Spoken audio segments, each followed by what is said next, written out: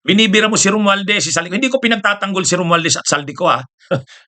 Hindi ko pinagtatanggol. Kaya lang, ito naman si Toby Chanco, kung makapagsalita, akala mo naman, hindi rin siya kurap. Imagine ninyo, 2023 to 2026, ang isa sa mga kongresista na may pinakamalaking budget, 5.2 billion pesos. Isang distrito lang na maliit yan, ha, na Butas. Loan district yata yan. O baka nga, ano yan eh. O ngayon, 5.2 billion.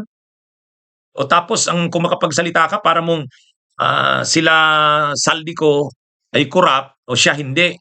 O, kita nyo, ano ito eh. Tapos ngayon, kung si Sara daw, si Sara lang daw ang hindi maaariglo ng mga kurap na politiko. Kaya daw gustong i-impeach si Sara ng mga kurap na politiko kasi pag nanalo si Sara ang presidente sa 2028, hindi daw yan maaariglo. O ngayon daw kasi parang naaariglo si Saldico, ni Romualdez, kaya hindi daw napapanagot. Pero pag si Sara daw, wala dyan. Put na daw yung mga politiko na yan. Sos.